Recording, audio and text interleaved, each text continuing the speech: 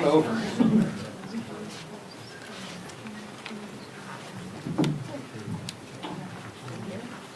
Well, good afternoon, everybody, and this is a great week for families who have been struggling under the weight of President Biden's failed energy policies. For all families across America who are sick and tired of paying too much for gasoline, 40% more since Joe Biden took office. And for all those hardworking families who are sick and tired of paying 20 or 30% more on their household electricity bills. The good news is House Republicans have listened and help is on the way in the form of the Lower Energy Costs Act. This is a great bill that we're bringing to the floor just 2 days from now, where we're going to show the country how we can actually become energy independent, how we can lower costs for families, combating the biggest threat to families, and that's inflation. All of these bad policies that Joe Biden's pushed the last 2 years have had a deep, deep negative impact on families in the form of higher prices. And there's no reason for it. There's no reason we should be getting energy from foreign countries when we can make it here cleaner, more efficient, and at a dramatically lower cost than anywhere else in the world. This bill achieves that. I've got a bunch of colleagues up here that I'm proud to bring up because they've all been a part of bringing the lower energy cost bill to the floor, and are going to talk about what's in this bill that's going to help those families who have been struggling and who have been waiting for too long to finally get somebody fighting for them in Washington instead of what President Biden's done to stand up for whether it's OPEC or going and begging Saudi Arabia or Putin for our energy. We don't need to do it. We can make it here better than anywhere else in the world. One of the leaders in the fight from the great state of Texas on the Energy and Commerce Committee, August Pfluger.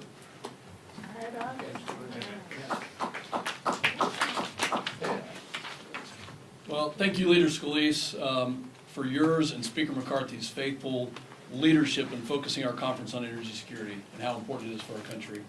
And I think it's important to recognize that this bill, H.R. 1, House Resolution 1, is the most important bill to this conference. This is a message, not just to President Biden, but it's a message to the American public that we value the foundational piece of our country, our economy, our national security so much that because it's been assaulted, we want to restore it back to where it was.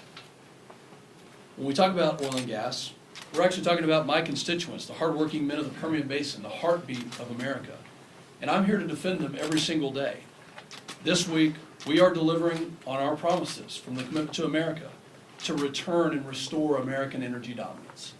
H.R. 1, the Lower Energy Costs Act, is a complete rejection of the Biden administration's anti-energy policies that have been aimed at workers and families in my district for the past 2 years. And we're fighting back against the president's attacks by boosting energy production in America, not cutting it, boosting it, to stop runaway inflation, to make sure the U.S. is not reliant and dependent on foreign adversaries. You know, the president has even attacked producers for production levels, but it's actually his policies that have prevented those production levels from being where they could be. I'm extremely proud to have worked on this legislation that includes my bill to repeal the Natural Gas Tax Act, to allow LNG and American producers to get where they can get to lower the cost for every American family. And this is just the beginning. The Republican Study Committee House Energy Action Team, or the HEAT team, will continue leading this charge to advance even more pro-energy reforms and restore our American energy dominance. Thank you for being here. I'm pleased to pass it over to the Republican Study Committee Chairman, Kevin Hearn. Thanks, Kevin. Well, thank you all for being here. First of all, I want to thank you all for joining us in support of an essential piece of our commitment to America. You know, I want to say that it's also a true honor to bring the House Energy Action Team under the Republican Study Committee. You know, if you look at our Majority Leader Steve Scalise, who has spent some 7 years in implementing House Energy Action Team and the work that he's done leading up to the culmination of H.R. 1, this is talking about perseverance. It's talking about the importance of energy dominance in this country and our lessening our dependence on foreign governments around the world. The bill we're debating today is simple. Let's restore American energy security and get back to the position of a power of a net exporter of oil. Under President Trump, the United States was a net exporter of oil for the first time since the 40s. We are on track to becoming a dominant energy supplier on the world stage. But Joe Biden came in and on day one slashed all that progress. He canceled the Keystone Pipeline, he ended oil leasing on federal lands, and he burdened our domestic energy producers with relentless regulations and red tape. With H.R. 1, the Lower Energy Cost Act, we are telling Joe Biden that we are done with these reckless policies. We are done with his America Last agenda. This bill is H.R. 1 because it's the top priority of the Republican conference. Not only that, it's just the beginning. He will continue to push pro-American energy legislation. We will continue to build on the success of H.R. 1 with a full slate of energy policies that make America energy independent again. No more reliance on foreign dictators, no more dependence on totalitarian regimes and human rights abusers. Let's connect the American people to the energy sources right here at home. I look forward to casting my vote for H.R. 1 on Thursday. Thank you. And now I'd like to bring up, is Mike here? Jeff Duncan, one of the co-chairs of HEAT for the last 5 years. Thank you, Jeff. Good job, Kevin, and thanks for RSC taking up the HEAT mantle. As the past co-chair of the House Energy Action Team for 4 years, we worked on a lot of these policies that we are now seeing come to fruition and reality with H.R. 1. You know, there's no national security without energy security. America needs to be energy secure. We need, and H.R. 1 will help us produce energy sources here, deliver those energy sources to where they need to go. That's our local communities and utility providers. Republicans are about improving the standard of living of Americans. Green policies do the opposite. They lower the standard of living by raising the cost of utility rates for Americans and raising the rates of transportation fuels.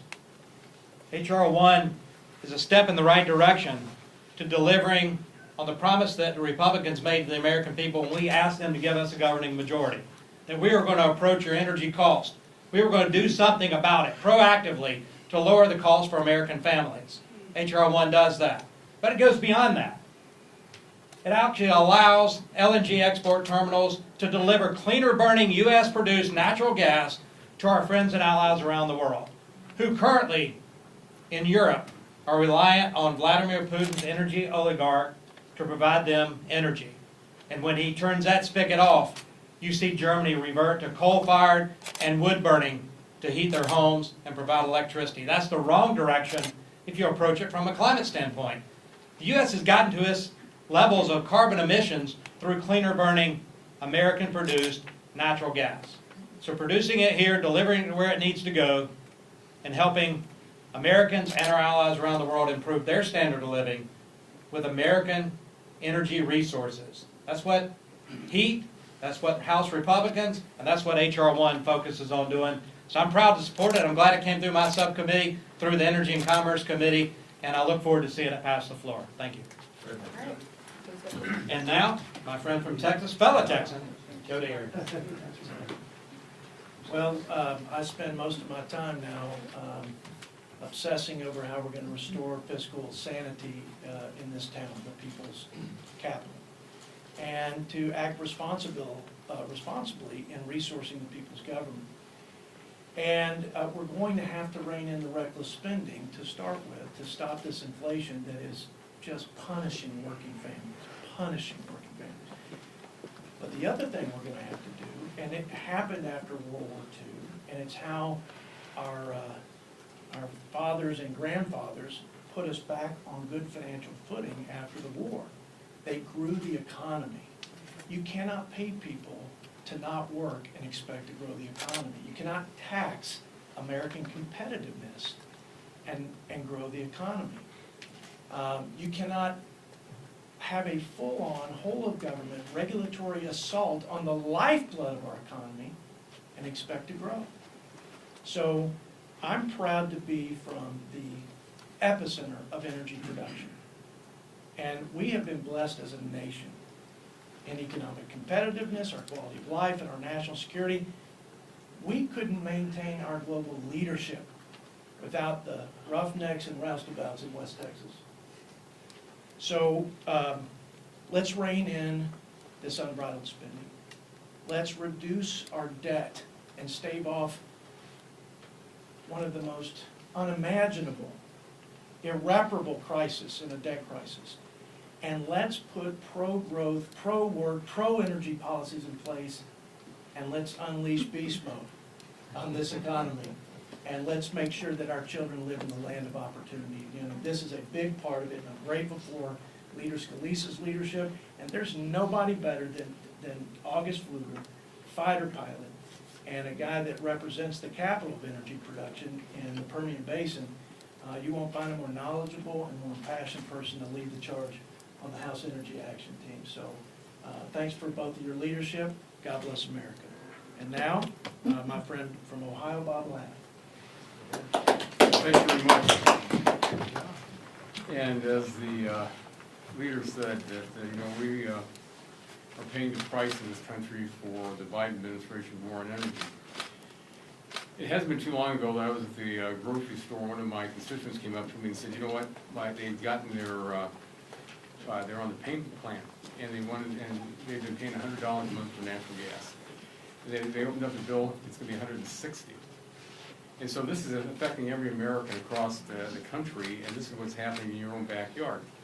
It's also important because when we had a E&C roundtable, I asked all the people that were talking before us that day, and I asked them who's speaking, I said, do we need more energy in this country or less? And they all said the same thing, we need more energy. And so when we see the war by this administration trying to bring us back to where we were, where we don't want to be, where we don't have the energy, it's important for us to be there. My district, we look over 70,000 plus manufacturing jobs. They have one of the largest farm income producing districts in the state of Ohio.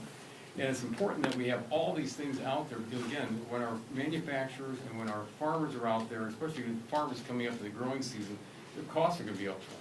And why is that going to be up? Well, part of the problem is fertilizer costs. One of the things that I'm proud to be working on and also getting out through the committee and getting on into this piece of legislation is the Refiner Act, which is an H.R. 1. It's going to help provide that blueprint to expand the refining capacity in this country. So I want to thank the Majority Leader, Steve Scalise, and also Kathy McMorris-Rogers, our chair of the of Energy and Commerce, and also August for your great work that you've been doing. But it's time for us to go out there in this country and make sure that we're have that all the above energy policy that we came up with in 2008 as Republicans, to have that broad view what we have to do in this country, not pick the winners and losers, but make sure that the American people have the energy they need. And I'd like to bring up at this time my friend from North Carolina, Congressman Rozier, for his comments. Thanks, Bob. Well, good afternoon, and I appreciate you being here. Building on the comments that many of my colleagues have already made, I think it's fair to say that there's a fundamental truth here, and that is low-cost, reliable energy is foundational to prosperity. It's not the only aspect of prosperity, but it's hard to have prosperity if you don't have low-cost, reliable energy. And on behalf of Sam Graves, the chairman of the Transportation and Infrastructure Committee, where I serve as chairman of the Water Resources and Environment Subcommittee, really pleased that this package includes a bill reported out of the T&I Committee that reforms, and this is key as well, reforms one of the key permit programs, Section 401 of the Clean Water Act, which if you look at the history in recent years in particular, this is a permit program that has been weaponized to derail the very good natural gas, liquefied natural gas export facilities, for example, as well as other pipelines. Those have been derailed not because of water quality issues, but because of a political bias and ideology in blue states, in particular. New York and Oregon specifically come to mind, as well as others. So this bill includes legislation that shores that statute up, gets rid of the loopholes that some have used to weaponize the program to derail these very important projects.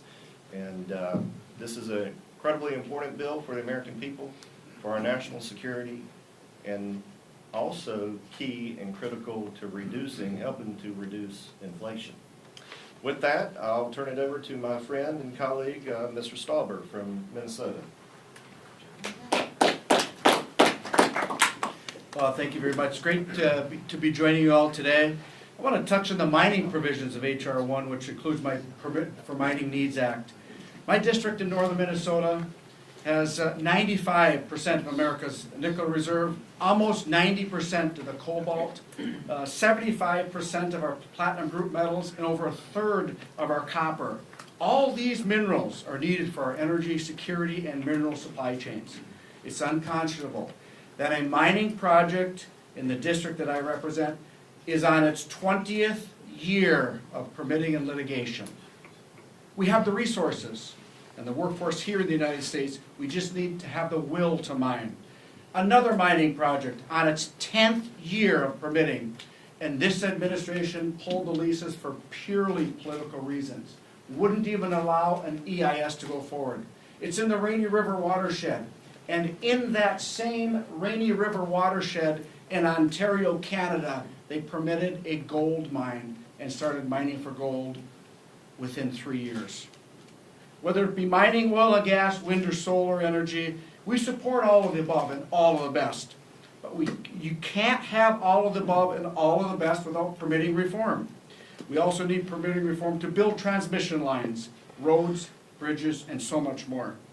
If we want to establish critical mineral dominance and American energy security, we must pass H.R. 1 and no longer rely on the communist country of China for our critical minerals and foreign adversarial nations for other energy. And at this time, I'd like to pass this on to my good friend from Arizona, Debbie Lesko. Well, wow, I have a smile on my face. Good afternoon, because Republicans are in the majority, and after 4 years, I'm so happy we're passing a bill, H.R. 1, that is going to lower the energy cost for Americans. The Biden administration's war on American energy has been nothing short of a disaster. Since President Biden has taken office, gasoline prices have increased 51%. Utility gas prices have increased 44%. And electricity prices have increased 24%. My home state of Arizona is home to an abundance of energy resources, yet this administration has signaled that it would rather drain our emergency reserves, cripple domestic energy production, and turn to our adversaries. With H.R. 1, House Republicans are fighting back. I'm proud that my legislation to condemn President Biden's cancellation of the Keystone XL pipeline was included in this critical package. The decision to cancel Keystone XL pipeline was just the first in President Biden's reckless energy policies. The pipeline cancellation ultimately cost our nation 59,000 jobs and up to $9.6 billion that would have helped our economy. And guess what? It didn't even reduce emissions. With this legislation, H.R. 1, we are finally holding the administration accountable for its failures and working to unleash American energy independence to lower costs for our constituents. And with that, I want to introduce Representative Randy Weber from Texas. Thank you, Debbie. I represent the upper Gulf Coast of Texas, and if you know anything about energy, then you know we are part of that energy capital of the world known as Texas. August Pfluger's district, Jody Arrington's district, they drill, they send that oil down to us, we refine it, we sell it all over the place. Over the last 2 years, Joe Biden has absolutely destroyed our energy independence with a simple stroke of a pen. They are directly responsible for skyrocketing gas prices for everyday Americans, making us more reliant on foreign dictators, and you've heard my colleagues up here say it shouldn't be so. Doesn't have to be that way. We cannot afford to live in this greenies dystopia that the far left folks dream about. It is absolutely insanity. It's far past time to stop this radical anti-American energy agenda. Yes, this bill will directly benefit our Texas energy districts. It will. It will benefit the entire United States with lower energy prices. And even more importantly, it's going to lower all the costs for all hardworking Americans, every state, even every territory, I would add. We must increase production, reform the drawn-out permitting processes, streamline the energy infrastructure, and boost the production and processing, Pete, as you said, of critical minerals.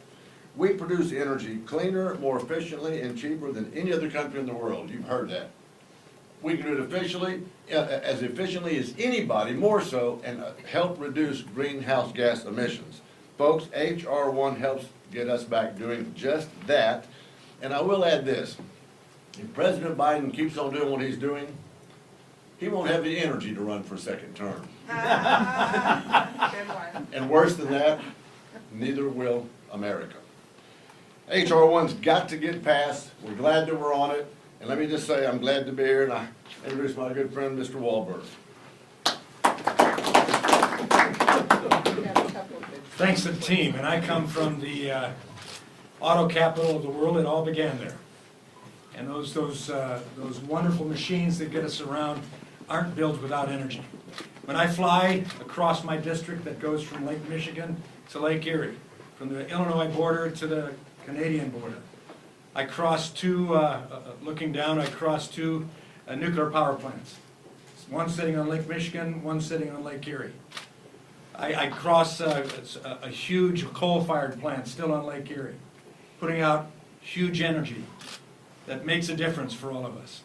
Natural gas plants. But I also see, and looking down as I fly over, in a plane that's fueled by energy that comes through the Line 5 pipeline, coming from Canada, bringing resources down to be refined in Detroit and in Toledo, put back in the jet fuel that many of my colleagues and I fly to Washington on each week in planes fueled by that jet fuel. And we look down and we see wind towers being built with huge energy that comes to the welders who are welding those huge discs that make the wind towers for the energy that comes from steel that is in a steel mill right next to that on the Port of Monroe. All of that takes energy. And so I'm delighted to be standing here today speaking on behalf of HR 1, our first priority as Republicans, but priority for the people of our country. HR 1 is a vital piece of legislation that will reverse course from the failed policies of the Biden administration and promote American energy independence. Included in the legislation is my bill, the PIPES Act, which would prevent executive overreach from shutting down safe and essential pipelines without congressional approval, including Line 5, that we fight to keep open, with the president and the governor of our state still looking at trying to shut that down. For what reason, I have no idea. Maybe it's to keep me from getting to Washington. HR 1 represents a return to putting hardworking Americans first again. Delighted to now introduce to you for the next speaker, the representative from Colorado, Representative Bogert.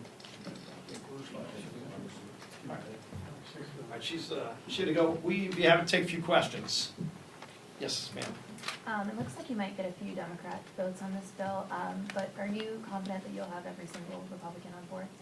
We've got almost every Republican already committed. Obviously, the whip team's still working through a few. You looked at the amendments that are filed, over 30 amendments, so we're working through those as well. But I've heard from a few Democrats who will be supporting it. Frankly, every Democrat ought to support it. Saw President Biden issued a veto threat on the bill because I guess he wants American families to pay higher energy costs. Maybe after he hears from them, he'll reverse course and support the bill like he did with the DC crime bill, which he initially opposed and then later signed into law.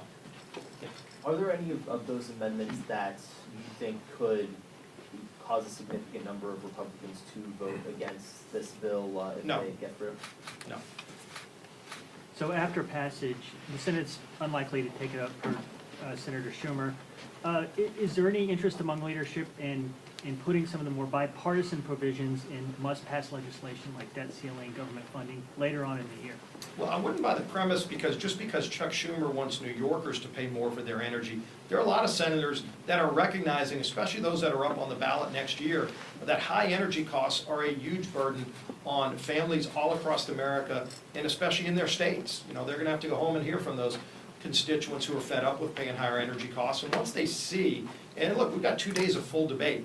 We actually extended the amount of time for debate on the floor tomorrow and Thursday so that every member, not just those on energy and commerce and natural resources and transportation, every member can have an opportunity to talk about how lower energy costs are actually good for America, good for families, and good for our friends around the world. I think once people start hearing that message, they might pick up the phone and call their senator, and they might reconsider, and Chuck Schumer might get overridden by people that actually want some common sense to be injected into Washington.